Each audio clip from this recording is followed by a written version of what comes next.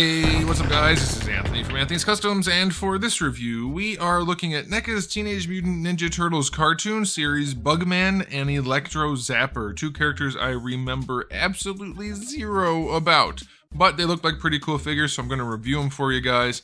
I think this set retails for $55, putting these guys at $27.50 a piece, which is right in the striking distance of Marvel Legends. Less than some Marvel Legends even, so just for comparative purposes, now you have an idea of what we're talking about. Alright, so a lot of good stuff going on here, but as usual, NECA favors some things over others, so there's probably going to be some bad stuff to talk about too in terms of range of motion. We'll see. Let's go ahead and get these guys off the stand so we can take a closer look.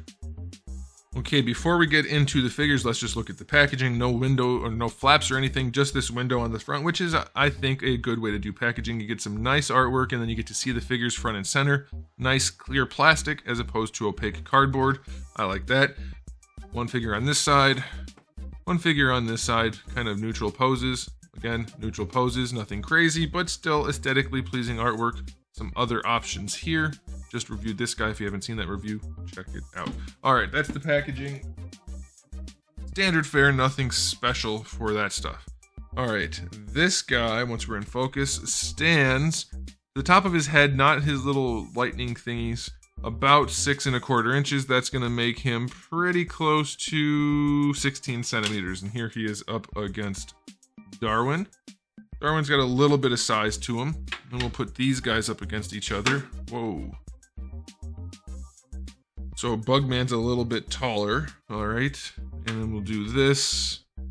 There you go. And then, hey, I see a resemblance. And then he stands about 17.5 centimeters, including his hair, not his antennae. It's going to be about 6 7/8 inches. So definitely some size to him.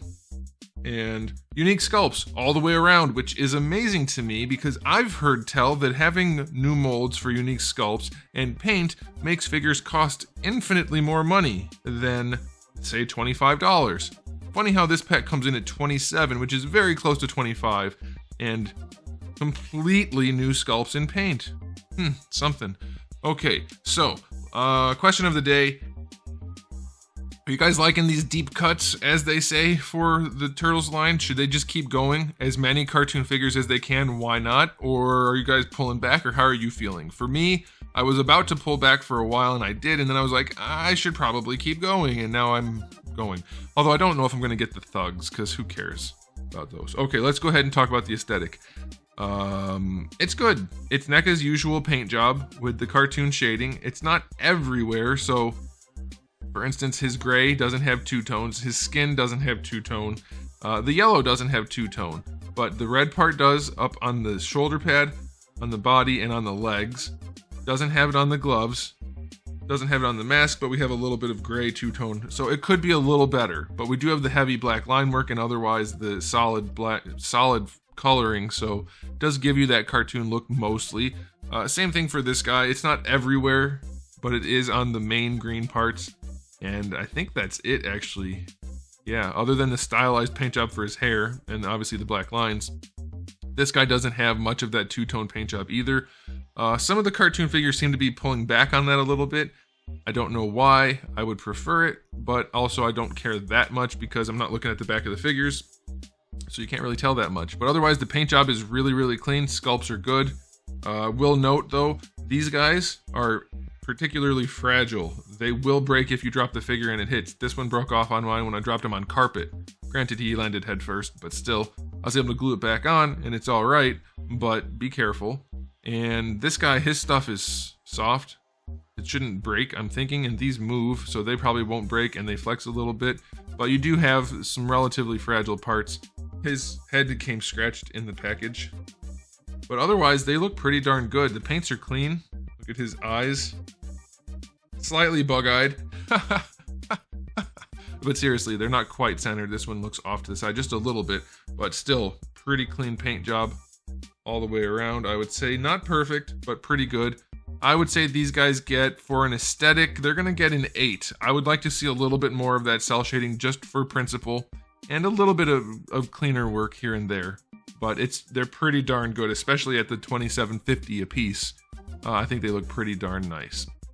Okay, as far as accessories go, ELECTROZAPPER does have the closed mouth head on him in the package, then he has a yelling head, so that's pretty cool, I like that. He has a bunch of different hands, 2 fist hands that come on him in the package, then a slew of other hands. We're going to come back to the hands, remind me in just a moment. He does have a bunch of effect parts, so that's cool, you get all of these different red effect parts. The package has this really cool neon green transparent chain, I don't know anything about that, so I'm just going to say that's included. You also get this blue rock. That's included, and then BUGMAN has a couple of alternate hands. Now, I want to talk about his hands first, briefly. He's got trigger finger hands and nothing to hold. Don't know why. Is he supposed to have a gun? What's going on there? You guys can let me know if you know. I have no idea. But now I want to go back to ELECTROZAPPER's hands, because the fist hand that comes on him in the package, if you look really close, there's a hole in his middle finger. And that's so that you can peg in some of his blast effects, okay? So I'll show you. We have a couple that peg into this fist hand, and they just have, we can focus on that weirdly transparent plastic. There we go, kinda. So you can see the imprint of his fist and then a peg. One of the pegs is slightly longer, and that pegs in, and that works, that's fine. Look at that, effect parts on a $27.50 figure, and he's got a bunch of them, so those work fine. We have some effect parts that peg onto his finger for the pointed finger hands, that's fine. But here's the one that I don't get. This one seems to be made to go onto an open hand, but the thing is, none of his other hands receive that peg. There are no holes in any of his other hands. So I'm thinking it would go on this one, probably, but there's no hole there. So you can't. There's no place to peg it. So I don't know what happened. I don't get it. So this effect, as far as I can tell, cannot be used. I don't know what happened there. But otherwise, that's a bunch of effect parts, a bunch of alternate hands, an alternate head, a cool chain thing, and just a bunch of accessories on figures that have fully new molds and are covered in paint, all for $27.50 each. Nuts. 9 out of 10 for the accessories, just because I don't know how to get that one to work, since he seems to be not having a hole in a hand for him to use. Okay, let's do the articulation. Also, soft goods cape. If you like that, he has that. Let's try the articulation. Usually pretty limited on NECA stuff, but let's see. He can look up pretty well. He can look down, obviously side to side, and then he can lean. Be careful you don't break off his nubbins up there. But he's got it feels like a single ball peg. What's the socket? Is it straight? No, it's a ball. So it's probably a double ball peg with limited range, but it does move around pretty well. Cape is not connected, so it'll just move however you want it to.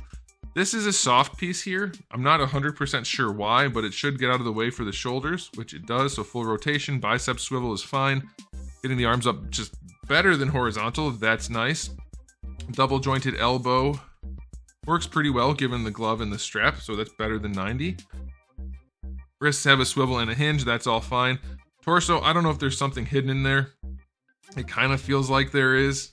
It definitely feels like there is, but you can't do anything because there's no cuts or anything, so you can't do anything with it, really. But you can wiggle him around on his belly and at least rotate him around and kind of lean him side to side, and it'll flex at the fat roll, but there's not a whole lot going on here at the torso, practically speaking. For the hips, you can get them out to just about 45 degrees. So it seems to me like they definitely leaned into the less articulation for the aesthetic. Bringing his leg forward blows. I personally would like them to come closer to center. Like a little bit more cutaway for better range, I think would be a good trade-off. But most people seem to not care about posability on these turtle figures. They just want them on the shelf, and that's fine. So thigh swivel works. Otherwise, the hip range kind of blows. But for me, yeah, I'd like them to pose better, but realistically, I'm just going to stand them there, so the aesthetic is, I guess, fine. I can't get this top joint to go right now, but you get 90 out of that one. Let's see. There we go. So if you get both joints working, just a little bit better than 90, realistically. So pretty limited there. And then for the ankle, we can go all the way back and all the way forward, and you get a good ankle rocker. So that's fine. His articulation is going to get like a 6. It's not very good. It's going to be good enough, but it's not overall very good. But he does have the aesthetic to make up for it. Question of the day again, How do you guys feel? Like, I mean, this line is successful, so I'm guessing you guys mostly feel pretty good about it, but would you rather they favored just a little bit more range of motion, or are you good with them just leaning completely into the aesthetic? Let me know. All right, let's start with the wings. They do have a hinge, and they rotate, and they hold themselves up. They're not floppy, so that's good. His little scorpion tail thingy, it's on a ball peg, but it really just rotates, and it doesn't do anything, so it's kind of cumbersome and in the way. You might want to just stick it between his legs and leave it like that, but that's a little off-putting, so I don't know what you want to do with that. There's not a whole lot you could do other than rip it off completely. Okay, you could do that. Move all those things. These guys rotate around, so if you want to do that, you can. These guys, I think they don't.